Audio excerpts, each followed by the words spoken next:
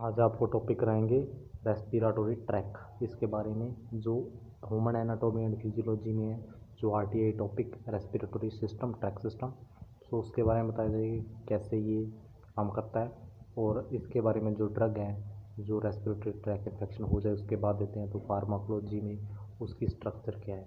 तो जो ये टॉपिक है रेस्पिरेटरी ट्रैक, तो इसकी फार्माकोलॉजी जो इसका क्लासीफाई है, इसकी स्ट्रक्चर जो ड्रग में होती हैं वो, और इसकी जो किस तरह ये काम करता है उसके बारे में सारा तीनों चीज़ें मतलब इस टॉपिक की एक ही वीडियो में आपकी कंप्लीट कराई जाएंगी। इसका एक पार्ट फर्स्ट है, फिर सेकंड पार्ट भी आएगा, आधी वीडियो इसमें कंप्लीट कराएंगे, तो इसके बारे में वो बताएंगे। सो एनाटॉमी एंड फिजियोलॉजी भी इसमें हो जाएगी और इकोलॉजी भी हो जाएगी, केमिस्ट्री भी हो जाएगी। तो सबसे पहले हम आपको एक बात बताते हैं, नॉर्मल क्वेश्चन जो आता है एग्ज़ाम में, जहाँ पर स्टूडेंट उसको स्किप कर देते हैं कि ब्रोंचो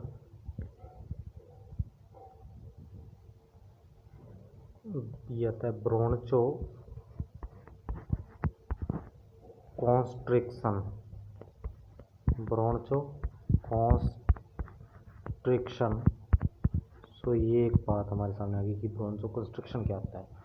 सो इसमें होता है कि जो है जब आपको अस्थमेटिक प्रॉब्लम होती है या रेस्पिरेटरी ट्रैक का इन्फेक्शन होता है, तो जो होती है ब्रोंचो कॉन्स्ट्रिक्शन हो जाती है, कॉन्ट्रैक्ट हो जाती है, ठीक है। और जब हम ड्रग देते हैं इसको ट्रीट करने के लिए, तो वो ब्रोंचो डाइल्यूट हो जाती है, जिसे कहते हैं ब्रोंचो डाइल्यूशन।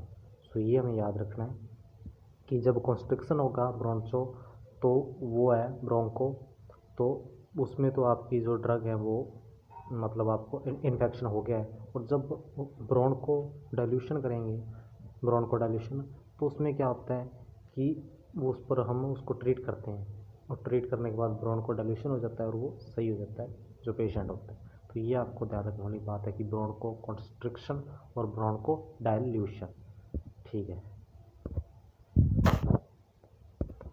अब उसके बाद हम आपको बताते हैं कि नेज़ल, इसमें सबसे पहले बात आती है जो एनाटॉमी एंड फिजियोलॉजी में बता रहे हैं कि नेज़ल कैविटी एक टिश्यू होता है, टॉपिक टिश्यू, सेल और सेल मिलकर टिश्यू बनते हैं। तो इसमें कौन से जो टिश्यू में होती हैं, सो नेज़ल कैविटी जो है ये सिलिएटेड कोलुमनर एपिथेलियम टिश्यू है यहाँ पर। सो एपिथेलियम टिश्यू में ये होती हैं, ठीक है। सिलिएटेड कोलुमनर एपिथेलियम टिश्यू में जो है वो नेज़ल कैविटी होती हैं। उसके बाद फिर आगे बात आती है स्मेल सेंसेशन। सो स्मेल सेंसेशन में ये बहुत इंपॉर्टेंट है, जो भी आपको यहाँ पर नोट्स लिखे हैं वो सभी प्रीवियस एग्जामों में आए हुए क्वेश्चन है। सो ये बहुत इंपॉर्टेंट है, आपको पढ़ने हैं। Smell sensation, smell olfactory nerve, ये बताती है हमारी बॉडी में जो हमारे ब्रेन है, ब्रेन सीक्रेट करता है 12 क्रैनियल सेक्रेशन। कितनी? ब्रेन सीक्रेट करता है 12 क्रैनियल जो है वो नर्व, ठीक है। सो उनमें जो फर्स्ट होती है, जो आपकी फर्स्ट होती है, ये है ओल्फैक्टरी नर्व, ठीक है। तो ब्रेन सीक्रेट करता है ये 12। सो जो इसमें फर्स्ट होती है वो होती है ओल्फैक्टरी नर्व। इसे हम एक ट्रिक से भी देख सकते हैं कि जो फैक्ट्री होती है तो उसमें आपको स्मेल आती है, तो उसी से पता लग जाता है कि स्मेल सेंसेशन का अज्ञात किससे होता है। सो वो होता है ओल्फैक्टरी नर्व से, ठीक है। फिर आता है फेर्निक्स, कनेक्ट करता है both respiratory tract and digestive system. So आप देखते हैं कि नेज़ल कैविटी होती है, फिर आगे जाके पीछे की तरफ उसमें फेर्निक्स होता है। तो फेर्निक्स जो है इसमें क्या होता है कि ये मतलब जो ऊपर आपकी नेज़ल कैविटी है, और फिर फेर्निक्स के नीचे लैरिंक्स आता है, जिसे आप वॉइस बॉक्स कहते हो लैरिंक्स को। सो इन दोनों को कनेक्ट करता है, बीच में है तो कनेक्ट ही करेगा फेर्निक्स, दोनों को कनेक्ट करता है। किसको? ऊपर जो है नेज़ल कैविटी और नीचे है लैरिंक्स, दोनों को कनेक्ट कौन करता है? सो ये करता है आपका फेर्निक्स, ठीक है। सो ये नॉर्मल बात है। इंपॉर्टेंट बात आपको याद रखना है कि लैरिंक्स को क्या कहते हैं? Voice box. Thyroid cartilage also called Adam's apple, बहुत इंपॉर्टेंट क्वेश्चन है, आया वो क्वेश्चन है, थायराइड कार्टिलेज को क्या कहते हैं। सो ये लैरिंक्स जो है वही आपके मतलब इरेगुलर कार्टिलेज जो है उनको कंसिस्ट करता है, सो उसमें ही आता है थायराइड कार्टिलेज। ये कहता है एपिग्लोटिस भी इसमें होता है एक, APIGLOTTIS।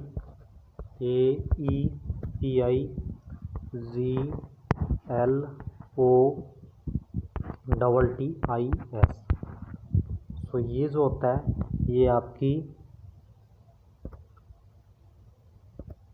एपिग्लोटिस जो होता है ये एंट्री जो फूड की होती है ट्रैकिया में उसको रोकता है, क्योंकि ट्रैकिया में यदि फूड की एंट्री होगी तो वो आपको पता है कि वो रेस्पिरेटरी ट्रैक का इन्फेक्शन कर देगी, ठीक है। और वो एक हिसाब से जैसे हम कहते हैं एसिड रिफ्लैक्स, उस तरीके से वो बहुत डेंजर हो जाता है ना, कि यदि फूड ही ट्रैकिया में जाने लग जाएगा तो फिर तो खतरनाक प्रॉब्लम होगी। सो इसको रोकता है एपिग्लोटिस। कई बार कहीं को ये प्रॉब्लम हो जाती है कि वो नहीं उसके रोक पाता एपिग्लोटिस, सो फिर आपको वो प्रॉब्लम आती है। अब उसके बाद आता है ट्रेकिया, जिसे हम विंड पाइप भी कहते हैं ट्रेकिया, ठीक है। और ये कहाँ पर होता है, ये फ्रंट में होता है ओइसोफेगस के, ठीक है, ओइसोफेगस के फ्रंट में होता है। और ये कंसिस्ट करता है सी शेप्ड हाईलाइन कार्टिलेज, ठीक है। ट्रेकिया किसको कंसिस्ट करता है, सी शेप्ड हाईलाइन कार्टिलेज को। सो ये आपको याद रखना है कि कंसिस्ट करता है trachea C shaped hyaline cartilage, ठीक है। अब उसके बाद थोड़ा सा हम फार्माकोलॉजी में आते हैं। आधा टॉपिक हमने एनाटॉमी में किया है तो आधा हम एक बार फार्माकोलॉजी में भी करते हैं। सो ब्रोंकियल अस्थमा में क्या होता है, IgE एंटीबॉडी, एंटीबॉडी कितनी होती हैं, 5 होती हैं ना, एक, ठीक है। कौन सी सेल कंसिस्ट करती है, बी सेल करती हैं एंटीबॉडी, है ना, कंसिस्ट बी सेल। सो ये हमें याद रखने वाली बात है, बी सेल जो है वो कंसिस्ट करती हैं एंटीबॉडीज़ को, ठीक है। सो ये कंसिस्ट करती हैं आपकी एंटीबॉडी। तो ब्रोंचियल अस्थमा में क्या होता है, ब्रोंकियल अस्थमा, ब्रोंकियल अस्थमा में होता है कि IgE एंटीबॉडी जो होती है, 5 एंटीबॉडी होती है, IgA, D, E, G और M। सो इसमें जो IgE है उसके बारे में बात करते हैं कि जो एलर्जी में इसका लेवल बढ़ जाता है। सो एलर्जी से रिलेटेड है, ब्रोंकियल अस्थमा एलर्जी रिलेटेड ही प्रॉब्लम हो गई तो उसमें तो ये बढ़ेगा। सो ये बढ़ता है, उसके बाद ये मास्ट सेल जो होती है, मास्ट सेल उस पर बाइंड होती है, ठीक है, जिससे रेस्पिरेटरी ट्रैक का हमें इन्फेक्शन होता है, बढ़ जाता है। तो क्या होता है कि मास्ट सेल सिक्रेट करती है, किसे किसे सिक्रेट करती है, ये क्वेश्चन बहुत बार आया है, कि हिस्टामाइन को करती है मास्ट सेल, दो जो सिक्रेट करती है हिस्टामाइन एंड हिपेरिन। सो यहाँ पर जो हिस्टामाइन के बारे में बताएं, क्योंकि हिस्टामाइन का रोल है रेस्पिरेटरी ट्रैक इन्फेक्शन में, हिस्टामाइन का लेवल जब बढ़ जाएगा तो ये प्रॉब्लम होगी। इसके बाद ल्यूकोट्राइन सिंथेसिस का लेवल भी बढ़ जाता है, प्रोस्टग्लैंडिन सिंथेसिस का लेवल भी बढ़ जाता है रेस्पिरेटरी ट्रैक इन्फेक्शन में, ठीक है। प्रोस्टग्लैंडिन सिंथेसिस का लेवल यदि बढ़ता है, ठीक है, तो प्रोस्टग्लैंडिन जो है इसका लेवल बढ़ता है। इसी कारण क्या होता है कि कोई भी ड्रग जो इसका लेवल बढ़ाती है प्रोस्टग्लैंडिन सिंथेसिस का, उस ड्रग को हम कभी भी जो है वो हम यूज़ नहीं करेंगे अस्थमा में। इसीलिए एस्पिरिन एक ड्रग है जो, है ना, तो ये इस ड्रग को हम कभी भी यूज़ नहीं करते एस्पिरिन को, ठीक है। सो एस्पिरिन को कॉन्ट्राइंडिकेटेड किया जाता है अस्थमा में, ठीक है। सो ये बात आपको थोड़ी सी याद रखनी है। उसके बाद आता है, क्योंकि है ना, तो इस चीज़ को हमें ध्यान रखना है। अब आता है कि ल्यूकोट्राइन सिंथेसिस, ठीक है, ये भी बढ़ जाता है। पैफ, इसका पूरा नाम क्या है, प्लेटलेट एक्टिवेटिंग फैक्टर, ठीक है। सो इसे हम ध्यान रखना है कि ये भी मास्ट सेल सिक्रेट करती है, ल्यूकोट्राइन भी करती है, हिस्टामाइन भी करती है और पैफ भी करती है, प्लेटलेट एक्टिवेटिंग फैक्टर। अब आता है classified drug respiratory tract infection. So सबसे पहले आती है रेस्पिरेटरी स्टिमुलेंट, जो स्टिमुलेंट करते हैं रेस्पिरेटरी ट्रैक को। सो ये निकेथीमाइड और बेमिग्राइड, ये याद रखना है आपको। फिर आता है म्यूकोलाइटिक एजेंट, ये भी बहुत बार क्वेश्चन आया हुआ है। इसमें आता है कि 3 दिए होते हैं, जैसे यही 3 4 आते हैं, ब्रोमैक्सिन, एस्टलसिस्टिन, इसकी जगह कई बार कोई और आता है लेकिन पीछे आपके सिस्टिन ही लगेगा, ठीक है। अमीनो एसिड जो है यही आपके पीछे लगेगा सिस्टिन। सो ये कई बार ये आ जाता है, इसमें कोई और चेंज कर सकता है कि एस्टल की जगह कुछ और लिख सकते हैं, लेकिन पीछे ये आएगा, इसमें चेंज इतना ही हो सकता है, सिस्टिन ही आएगा। तो आपको एस्टल सिस्टिन याद रखना है, ब्रोमैक्सिन और वसाका, ठीक है। वसाका तो आपको पता ही होगा, कोनोसिन पढ़ लेते हैं। तो ये तीनों म्यूकोलाइटिक एजेंट हैं। सो इसमें आता है कि कौन सा नहीं है, तो एक और अदर ऑप्शन लिख देते हैं, जैसे कोई भी जाफरी क्लास्ट लिख दिया, कोई भी लिख दिया, सो वो है आपके लिए, ठीक है। सो ये आपने याद रखना है। इसके बाद आता है स्टीरॉयड। अब बात करते हैं स्टीरॉयड। यहाँ पर इसकी ये आपको ड्रग पता है, बेटामेथासोन, फ्लूटिकासोन, ट्राइएमसिनोलोन, ठीक है। सो ये ड्रग आपको पता है। सो यहाँ पर इनका मैकेनिज्म भी कुछ हम याद कर लेते हैं कि स्टीरॉयड किस मैकेनिज्म पर वर्क करते हैं। तो ये करते हैं फॉस्फोलाइपेज A2। सो ये आप नोट कर लो, फॉस्फोलाइपेज A2 पर स्टीरॉयड हैं जो इसको, क्योंकि फॉस्फोलाइपेज A2 वो जब आपको अस्थमा रिलेटेड प्रॉब्लम होती है तो उसमें इंक्रीज हो जाता है फॉस्फोलाइपेज A2। तो स्टीरॉयड क्या करता है, फॉस्फोलाइपेज A2 को इनहाइबिट करता है, ठीक है, उसे रोकता है, ठीक है। और जो आपके ल्यूकोट्राइन या प्रोस्टाग्लैंडिन का सिंथेसिस बढ़ा हुआ है उसे भी डिक्रीज़ करेगा। कौन करेगा, स्टीरॉयड ड्रग जो हैं वो इसे भी डिक्रीज़ करेंगी, क्योंकि प्रोस्टाग्लैंडिन सिंथेसिस आपके बढ़ा हुआ है तो इसको भी आपके ठीक किया जाएगा, ठीक है।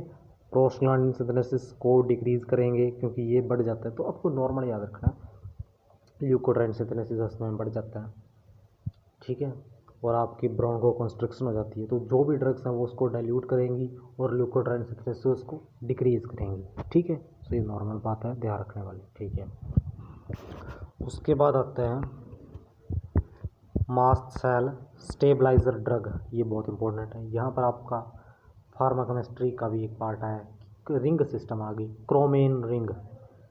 इसमें दो पार्ट हैं, क्रोमेन रिंग और नॉन क्रोमेन रिंग।